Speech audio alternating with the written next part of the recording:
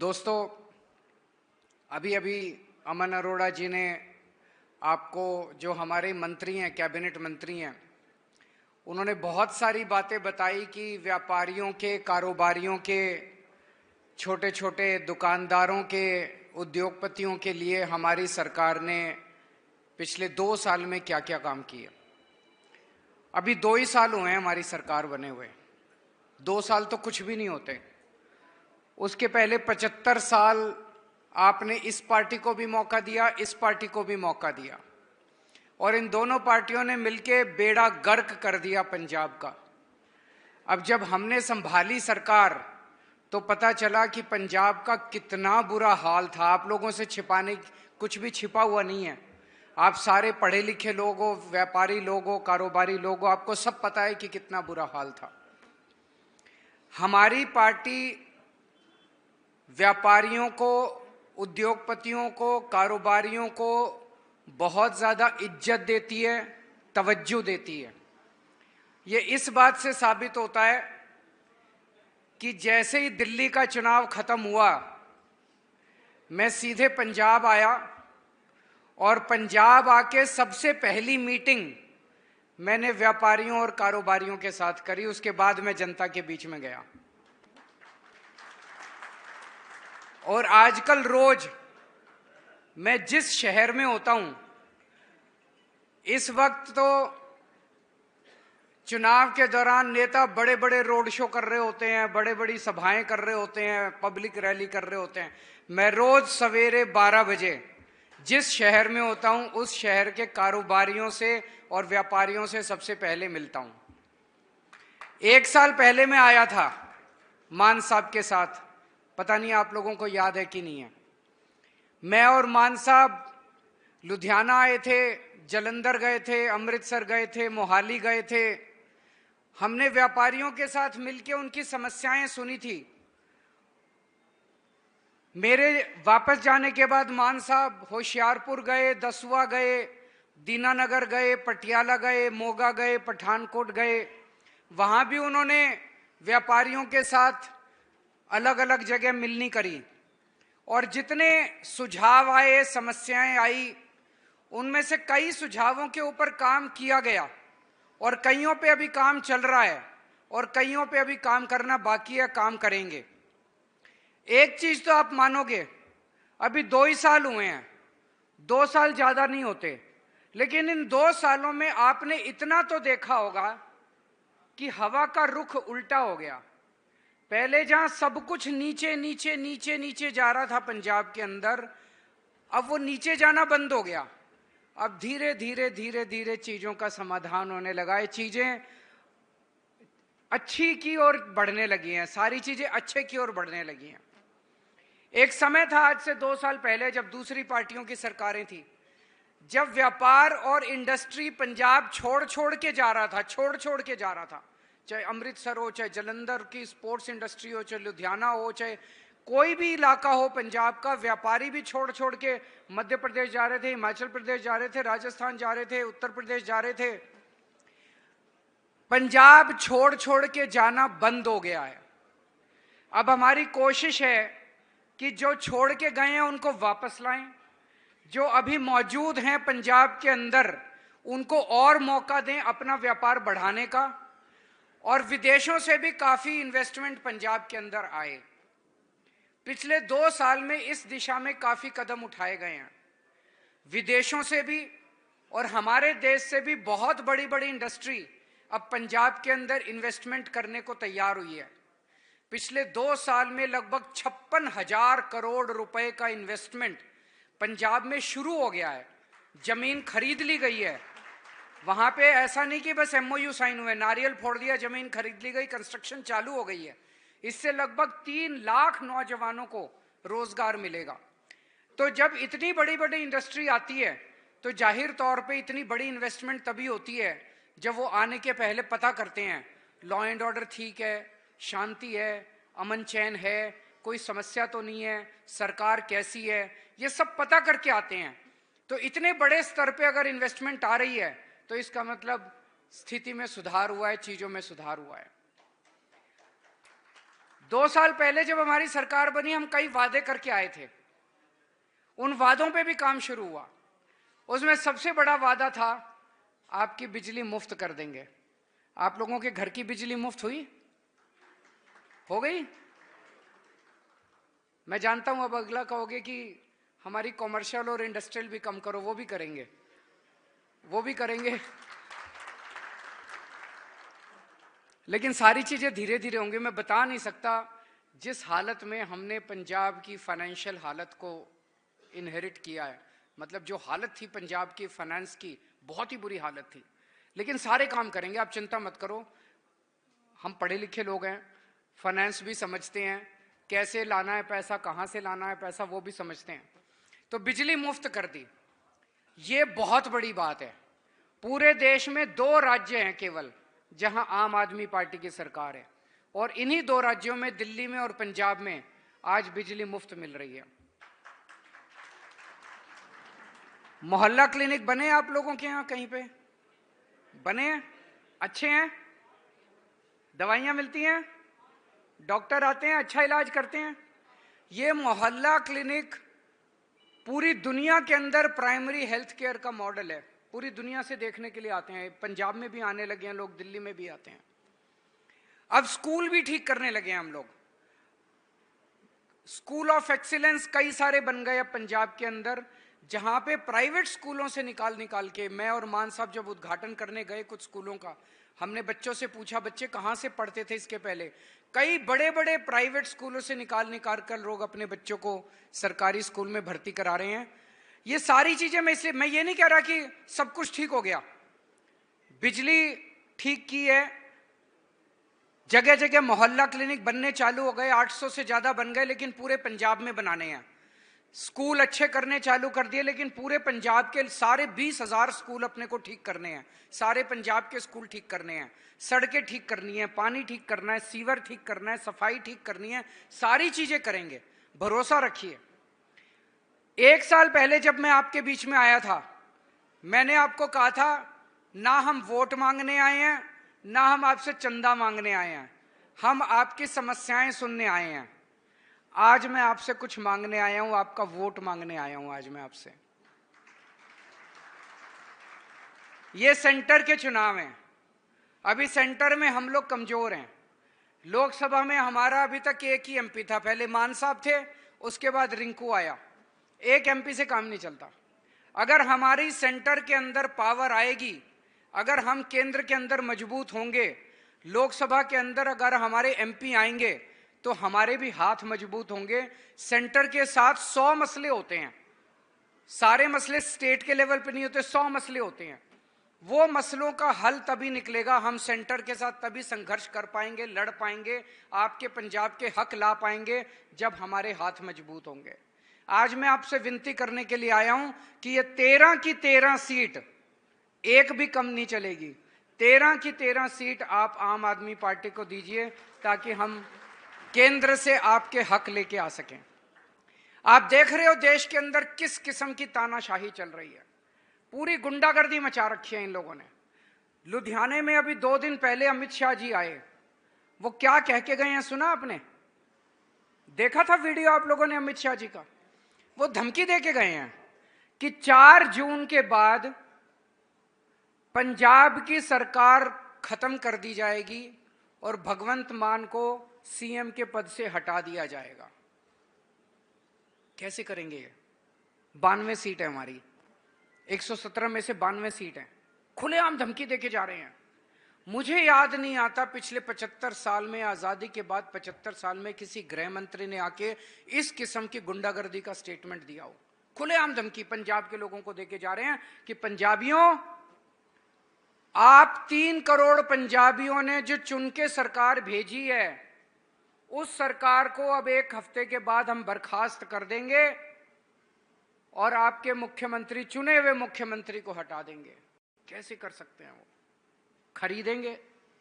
कितने में खरीदेंगे पंजाबियों को? तोड़ेंगे? ईडी भेजेंगे?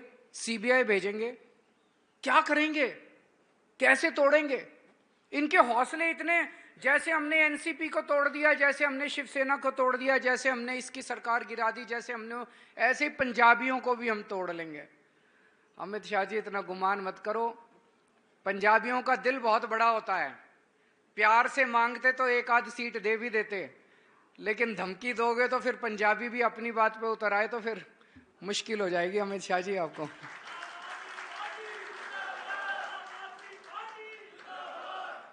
और इनको सबसे ज्यादा तकलीफ पता है किस चीज की हो रही है? ये फ्री बिजली की हो रही है। इसको बंद करना चाहते हैं वो। दिल्ली में भी फ्री बिजली बंद करना चाहते हैं, पंजाब में भी फ्री बिजली बंद करना चाहते हैं, ये नहीं कर पा रहे, ये नहीं कर पा रहे। मैं जहां जाता हूं चुनाव लड़ने में कहता हूं मैं तुम्हारी बिजली फ्री कर दूंगा, इनसे नहीं होती, मैं कर देता हूं। क्यों? हम ईमानदार हैं। कहते हैं केजरीवाल भ्रष्टाचारी है, केजरीवाल भ्रष्टाचारी है। मैं पूछना चाहता हूं, पंजाब में और दिल्ली में मेरी सरकार है, दोनों जगह बिजली फ्री कर दी। गुजरात में, मध्य प्रदेश में, राजस्थान में, छत्तीसगढ़ में और उत्तर प्रदेश में, यहां इनकी सरकारें हैं। यहां इतनी महंगी बिजली है, इतनी महंगी बिजली है।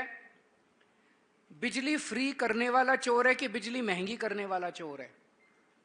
बिजली महंगी करने वाला ही चोर है। बिजली फ्री जो कर रहा है वो तो पैसे बचा बचा के भ्रष्टाचार का ही तो पैसा बचा रहे हैं, जो आप लोगों के ऊपर लुटा रहे हैं, हम लोग जनता के ऊपर लुटा रहे हैं। ये आपकी फ्री बिजली बंद करना चाहते हैं, ये बड़ा ध्यान रखना। एक एक बटन जो बीजेपी का दबेगा वो आपकी फ्री बिजली खत्म करने के लिए दबेगा। तो बीजेपी को एक भी वोट नहीं पड़ना चाहिए, यहाँ पे सारा वोट आम आदमी पार्टी को पड़ना चाहिए।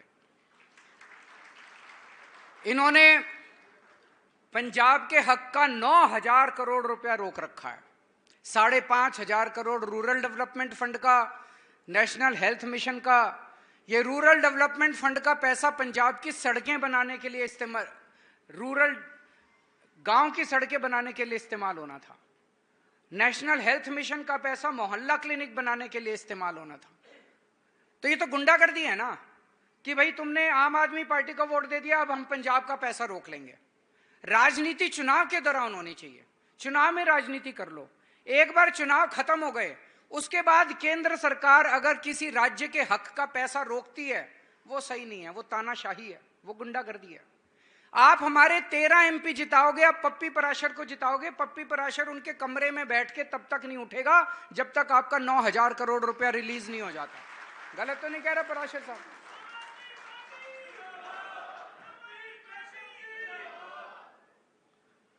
और आपने दूसरी पार्टी वालों को जिता दिया, वो तो देख लिया आपने। पिछले 5 साल से लोकसभा के अंदर पंजाब के 13 एमपी थे। कभी सुना पंजाब की आवाज उठाते हुए उनको? कभी सुना किसी ने, इस पार्टी वाले ने या उस पार्टी वाले ने पंजाब की कोई आवाज? कुछ नहीं। सारे अपनी सेटिंग करने में, लोकसभा में जाते अपनी अपनी सेटिंग करने में लग जाते हैं, इस मंत्री के पीछे, उस मंत्री के पीछे, इसके पीछे, उसके, सारे अपनी अपनी सेटिंग करने। हमारी पार्टी सेटिंग नहीं करती, ये आपके लिए लड़ेंगे हमारे एमपी। हमारे पंजाब के किसान दिल्ली गए 2 साल पहले, क्या कह रहे थे? कि हमें अपने प्रधानमंत्री से मिलना है, हम दिल्ली जा रहे हैं। भाई मिलने का हक होना चाहिए, 140 करोड़ लोगों के प्रधानमंत्री हैं, कोई भी जाके मिल सकता है। हजारों हजारों पंजाब से और हरियाणा से किसान दिल्ली के बॉर्डर पे पहुंच गए। किसानों को दिल्ली के अंदर नहीं घुसने दिया इन्होंने, कीलें लगा दी सड़कों के ऊपर, बोल्डर लगा दिए सड़कों के ऊपर, अंदर नहीं घुसने दिया किसानों को। क्यों? किसी के पिताजी की दिल्ली है, देश की राजधानी है दिल्ली, 140 करोड़ लोगों की दिल्ली है, कैसे रोक सकते हैं वो हमारे किसानों को? इस बार ऐसा बटन दबाना कि दिल्ली में बैठे हुए, दिल्ली की गद्दी पे बैठे हुए लोगों को दिल्ली से बाहर उठा के फेंक देना इस बार। और इन लोगों में इतना अहंकार हो गया आजकल, ये अपने आप को भगवान समझने लग गए हैं। ये मैं कोई अतिशयोक्ति नहीं कर रहा। पता नहीं आप लोगों ने पिछले 6-7 इंटरव्यू मोदी जी ने दिए हैं, उनमें मोदी जी ने कहा कि मैं अपनी मां की कोख से पैदा नहीं हुआ, मैं इस पृथ्वी पे प्रकट हुआ हूं। देखे आपने इंटरव्यू? किस किस ने देखे? जरा हाथ खड़े करके बताओ। कौन कौन मानता है कि मोदी जी भगवान का अवतार हैं?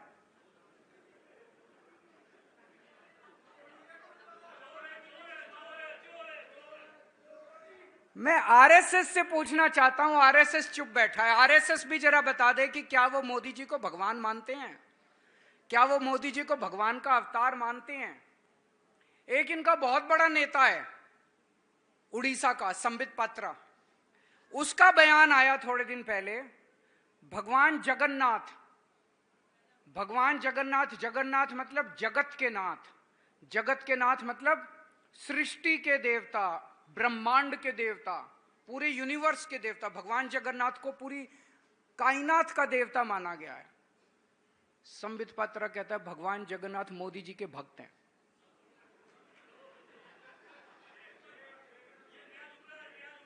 ये क्या है, इतना अहंकार हो गया। जब ये अपने आप को भगवान मानने लगे, हमें तो कुछ समझेंगे ही नहीं, कीड़े मकोड़े समझेंगे हम लोगों को। इतना अहंकार इन लोगों को हो गया। इस बार ये अहंकार तोड़ना है हमें। भगवान की हम पूजा करते हैं, हम सारे अपना अपना भगवान है सबका। कोई वाहेगुरु जी को मानता है, कोई भगवान राम को मानता है, कोई किसी भगवान को मानता है, किसी, हम सब भगवान की पूजा करते हैं। लेकिन अगर कोई इंसान अपने आप को भगवान समझने लग जाए, फिर उसको सबक सिखाना जरूरी हो जाता है। कोई भगवान अपने आप को नहीं कह, गलत तो नहीं कह रहा भाई साहब। और मैं अभी इन दिनों में काफी जगह गया, इन्होंने मेरे को गिरफ्तार कर लिया, कहते हैं केजरीवाल भ्रष्टाचारी है। अगर केजरीवाल भ्रष्टाचारी है तो इस दुनिया में ईमानदार कोई नहीं है।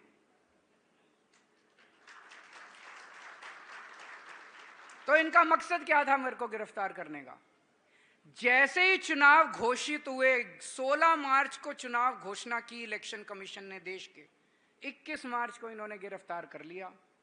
तो गिरफ्तार करने का मकसद भ्रष्टाचार थोड़ी था, गिरफ्तार करने का मकसद था केजरीवाल को जेल में डाल दो। ये केजरीवाल देश में घूम गया तो मोदी जी की 10-15 सीट कम हो जाएगी, केजरीवाल को रोको। मेरे को रोकने के लिए इन्होंने, चुनाव प्रचार से रोकने के लिए जेल भेजा।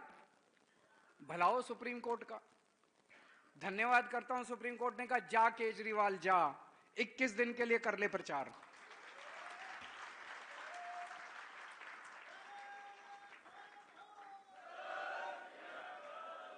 और आज मैं आपके बीच में आ गया, देखो, प्रचार करने के लिए। तो इन्होंने मेरे को गिरफ्तार किया चुनाव प्रचार से रोकने में। जैसे ही मेरे को जमानत मिली, मैं देश भर में घूम रहा हूं, हरियाणा गया, पंजाब आया, जमशेदपुर गया, भिवंडी गया, बॉम्बे गया, कई जगह गया। पूरे देश में चारों तरफ इतनी इनके खिलाफ नाराजगी है, खास तौर से महंगाई और बेरोजगारी। लोग इतने त्रस्त हैं महंगाई से, पेट्रोल के दाम बढ़ रहे हैं, डीजल के दाम बढ़ रहे हैं, सब चीजों के दाम बढ़ रहे हैं, घर का खर्चा नहीं चल रहा। घर पे बच्चे बैठे हैं, नौकरियां कम होती जा रही हैं बढ़ने की बजाय, घर में पढ़ लिख के बच्चे बैठे हैं। लोग सोचते हैं कि हमारे प्रधानमंत्री जी हमें कुछ समाधान देंगे, हमारे प्रधानमंत्री जी इंटरव्यू में बोलेंगे, भाषण में बोलेंगे कि महंगाई कैसे कम करूंगा, बेरोजगारी कैसे कम करूंगा। लेकिन जब वो अपने प्रधानमंत्री जी को सुनते हैं तो प्रधानमंत्री जी कहते हैं ये इंडिया गठबंधन वालों को वोट दे दिया तो ये तुम्हारी एक भैंस खोल के ले जाएंगे। सुना था आप लोगों ने? ये तुम्हारी टूटी खोल के ले जाएंगे, ये तुम्हारा मंगलसूत्र छीन के ले जाएंगे। ये क्या है? ये क्या हो गया प्रधानमंत्री जी को? कैसी कैसी बातें कर रहे हैं। हम चाहते हैं प्रधानमंत्री जी हमारी समस्याओं का समाधान दें, तभी तो वोट देंगे उनको। वो समाधान देने की बजाय अजीब अजीब बातें कर रहे हैं आजकल। वहां पे गए, बॉम्बे गए, बोले उद्धव ठाकरे अपने पिताजी की नकली संतान है, शरद पवार भटकती आत्मा है। इस चीज के लिए वोट मांग रहे हैं वो। 10 साल हो गए देश का प्रधानमंत्री। मैं आपके बीच में आया, अपना भाषण मैंने कैसे शुरू किया? मैंने अपने भाषण में कहा बिजली फ्री हो गई, आपने कहा हो गई। मैंने कहा मोहल्ला क्लिनिक बन गए, आपने कहा बन गए। मैंने कहा स्कूल बन गए, आपने कहा बन गए। मैंने कहा अमन अरोड़ा ने आपको इतनी सारी, मैंने अपने काम गिनाए। मैं अपने काम पे वोट मांग रहा हूं। 10 साल हो गए प्रधानमंत्री जी को देश चलाते, एक काम गिनाने को नहीं है उनके पास कि मैंने तुम्हारा ये काम कर दिया इसलिए मेरे को वोट दो। एक काम नहीं है उनके पास। गालियां दे रहे हैं, सुबह से शाम तक गालियां दे रहे हैं। दोस्तों, ऐसे देश की तरक्की नहीं हो सकती। आप सब लोगों से विनती है, 13 के 13 MP होंगे, पंजाब में हमारी सरकार है, मिलके काम करेंगे। किसी भी दूसरी पार्टी वाले को एमपी बना दिया, वो क्या करेगा? लड़ेगा बस बैठ के, भगवंत मान ये भगवंत मान वो, गालियां देगा बस भगवंत मान को, हमारे मंत्रियों को, हमारे एमएलए को। आप चाहते हो अगले 5 साल लड़ाई झगड़े में बीते हैं तो उनको वोट दे देना। आप चाहते हो पंजाब की तरक्की हो, 13 एमपी पंजाब सरकार के साथ मिलके केंद्र को इससे अपने हक लेके आए, तो 13 के 13 आप पंजाब की तरक्की के लिए हमारे को देना। और फिर देखना जो काम अभी हम कर रहे हैं, ये दिन दूना चार चौगुनी तरक्की होगी।